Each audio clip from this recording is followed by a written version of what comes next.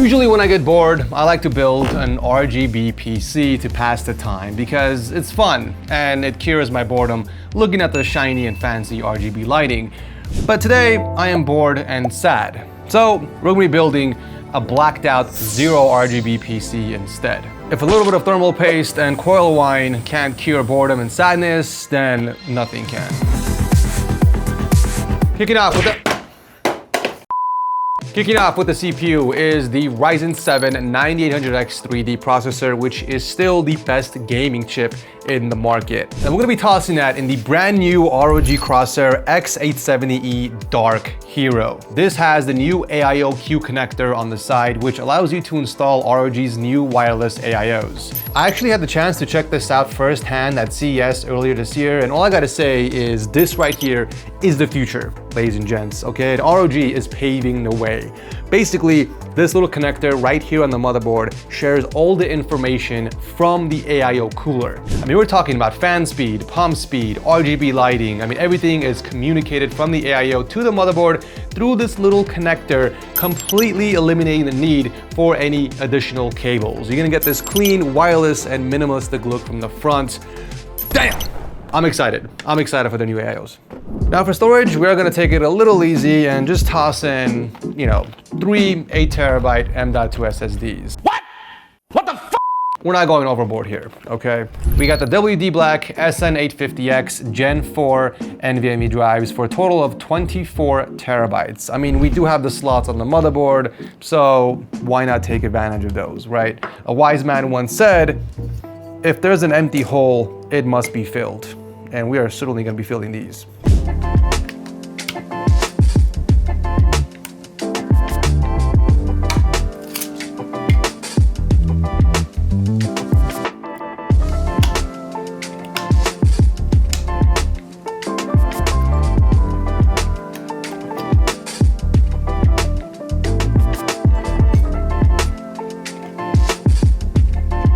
Okay, CPU, contact frame, and storage devices have been installed. Now for the operating system, we're actually ditching Windows 11 because that is currently a hot mess. Instead, we're gonna be going with Windows 11 Enterprise LTSC, which stands for Long-Term Servicing Channel. Basically, this is a cleaner version of Windows 11 without any pre-installed software, no ads, and way more stability compared to the default version of Windows. People even went as far as to compare the stability to Linux. Usually these keys go for like $295, but lucky for us, VIP or cdkey.com sells them for less than $17. But you gotta make sure to use the code TS25, which unlocks the cheapest price. Activating the key is the same process as before. Just go into the user center, navigate to the orders, click on the view button, and then copy and paste the key into the activation settings of Windows, and you can now enjoy a fresh, clean copy of Windows 10 or 11. Now for memory, we're not doing anything too crazy. We're just gonna toss in a measly 128GB kit from G.Skill. After all, we do gotta watch how much we spend given today's market. So I figured we would take it easy this time. Bruh. You know, someone once told me that there is a correlation between memory and happiness. The more gigabytes of memory you have in your system, the happier you are. I'm not sure if there's any truth to that, but I guess we'll find out at the end of the video. Okay, we are now ready to move everything inside of the case that we are building in today, ladies and gents, the Antec C8 Curve wood. That's right, we're finally getting some wood action, ladies and gents. It's been a while since we've done anything wood related. The C8 curved wood is somewhat similar to the original C8, except with the additional single piece curved glass and the wood accent panel on the side. You do get support for back connect motherboards up to eATX and tons of space for cooling. We're talking up to dual 160mm fans on the top or bottom and up to 360mm on the side. And I bet you guys haven't seen an AIO quite like this one. This is the Vortex View 360, also from Antec, but check this out. It has a 5-inch IPS rotatable display. I swear, these AIO companies are constantly trying to one-up each other, and it's great. It's like someone will come out with a 4-inch display on their AIO, and then the second company will come out and say, well, we have a 5-inch display. What now?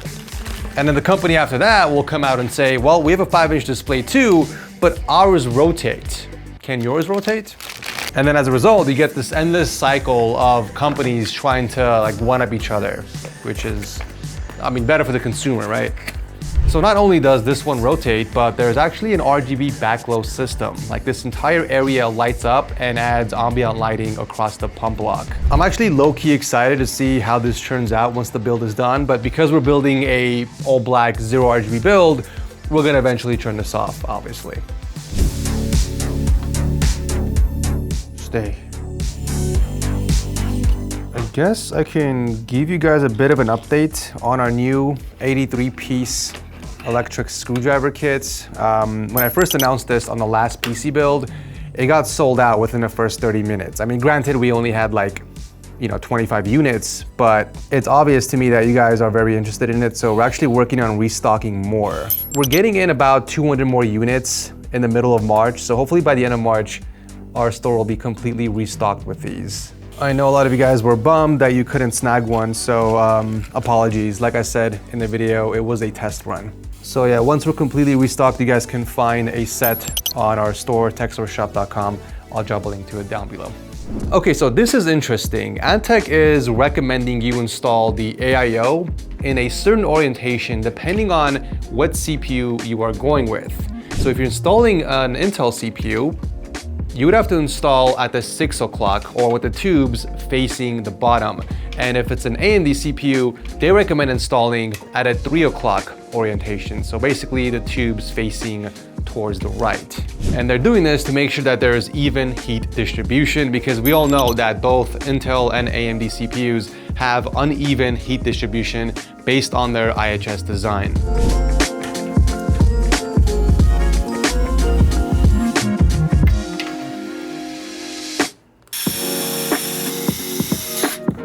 I can actually play with this all day. It's kind of addicting, I'm not gonna lie. But anyways, AIO is finally installed, and I'm actually really happy that Antec didn't throw in RGB fans on the top. Believe it or not, actually, RGB fans are not really focused on acoustics and performance. Because we don't have the lighting element on it, Antec can focus more on the performance side of things instead of aesthetics. But even with the AIO installed, we definitely have a lot of empty space around the case, so I say we fill it in with more fans, specifically the Antec Novas, just so we can stay consistent with the AIO fans up top. These are also non-RGB, so I'm thinking since we already have 3 exhausts on the top, we can add 3 more intake on the bottom, and just to fill in the empty slot over here, I say we add in 3 more intake fans, which will give us a bit of positive pressure, but I feel like we can kind of balance that out by adding 1 more exhaust fan in the back.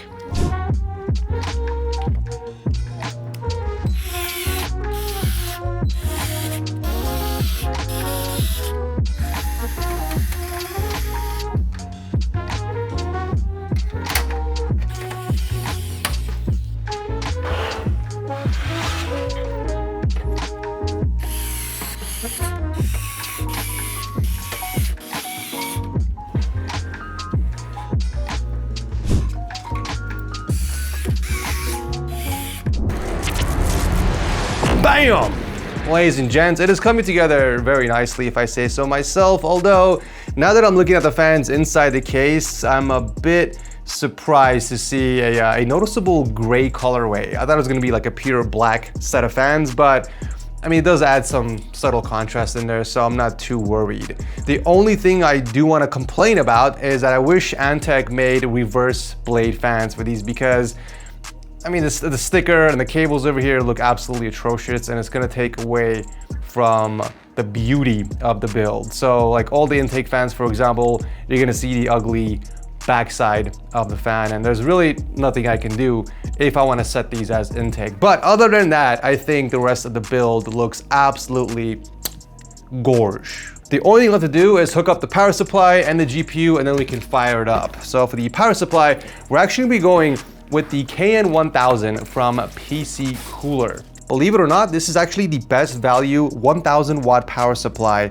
in the market, coming in at just $100. There's also a 10% discount code right on Amazon, bringing the price down to $90. I mean, for that price, you get a fully modular, gold certified power supply with an included Gen 5 12VH power cable. And I don't know if you guys are familiar with the PC Cooler brand, but they're actually an OEM company, and they manufacture a lot of the power supplies, cases, and even coolers for other well-known brands. They don't just do power supplies. So if you guys are flipping PCs or planning on building your next system, definitely check out their power supplies because they got the perfect balance between price and quality. They also have lower wattage power supplies from 850 watts all the way down to 650.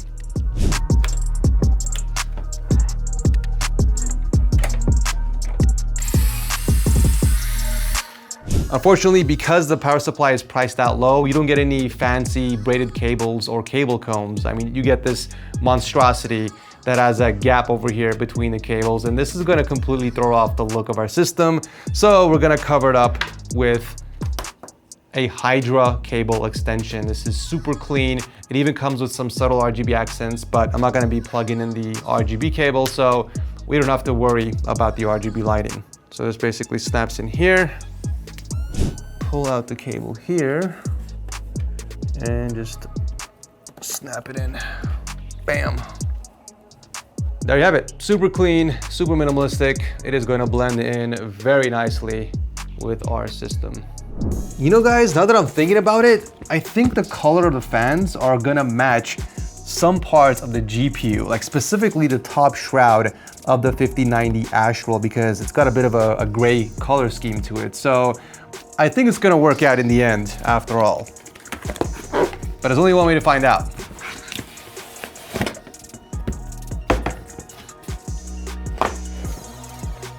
I mean, not exactly, but I wanna say close enough, right? The card's gonna be slotted in horizontally, so this part actually has more of a gray accent than anything.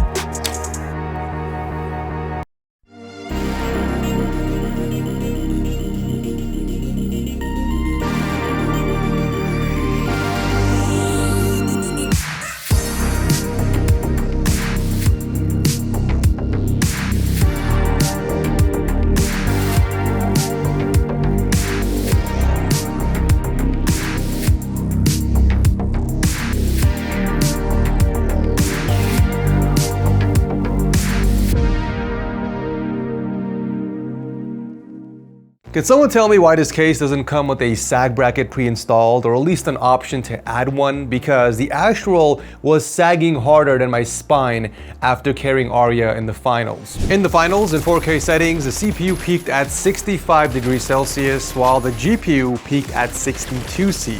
I mean, there was a ton of air moving through the case, so I'm not really surprised with how low the temps are, but I was surprised at how quiet the system was, despite having 10 fans in there.